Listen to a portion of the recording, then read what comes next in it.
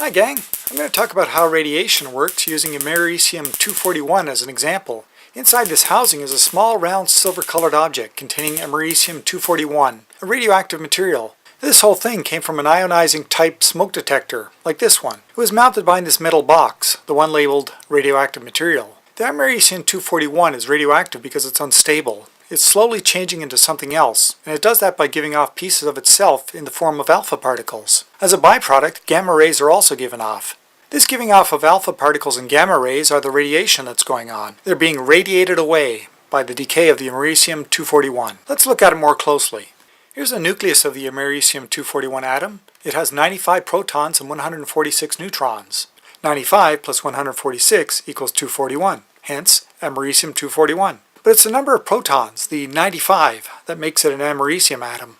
The alpha particle that it emits when it undergoes radioactive decay is really 2 of those protons and 2 of those neutrons. The result is something that has only 93 protons and 144 neutrons. Since it now has 93 protons instead of 95, it's no longer an americium atom. It's now a neptunium atom instead. Neptunium-237 to be precise. In the periodic table of elements, it's moved from here to here. What about the gamma ray byproduct I mentioned? Once the americium has decayed into neptunium, the neptunium is in an excited state. It then moves to a lower energy state, emitting a gamma ray at the same time. Those gamma rays are electromagnetic waves, just like light, but have a much higher frequency and a much shorter wavelength. Here's a setup that can be used to detect these alpha particles. I've got my homemade high voltage power supply, a variac so I can adjust the voltage, and I've arranged a small spark gap here. If I turn the voltage up high enough, you can see it arcing across the gap. Now I'll turn the voltage down, just below what's needed for arcing. The reason the arcing stopped was because air is normally an electrical insulator. It doesn't conduct electricity. Each atom in that air has the same number of protons as electrons. They're not charged or electrically neutral. Next, I've attached the americium, still in its housing, to the end of this long plastic stick. That's so I don't get shocked during the test. For the test, I bring the americium close to the spark gap, with nothing between it and the spark gap. You can see that when I do that, arcing happens.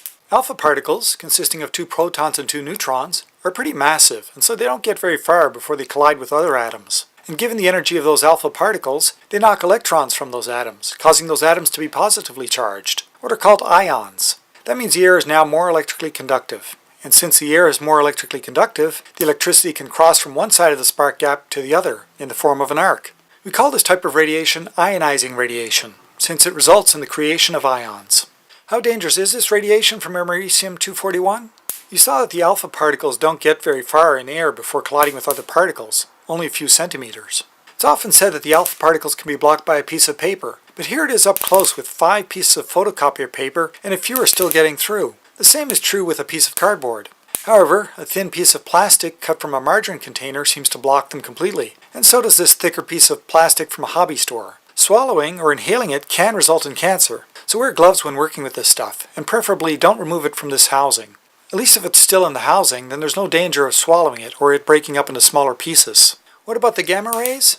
Since those gamma rays are high-frequency electromagnetic waves, they can't be blocked by paper, or even the parts of your smoke alarm. However, the gamma rays emitted in this case by neptunium have low energies.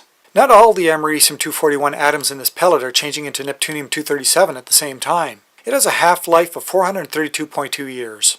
That means that after 432.2 years, half of them will have changed.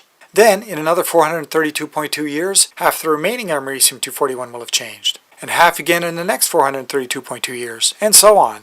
So as time goes on, less and less will be changing, and less radiation will be happening. Well, thanks for watching. Check out my YouTube channel, rimstar.org, for more videos like this. That includes one on how nuclear fusion works in the sun, another on how rockets work to get from the Earth to space, and another on how crystal radios work. And don't forget to subscribe if you like these videos, or give a thumbs up, or leave a question or comment below. See you soon!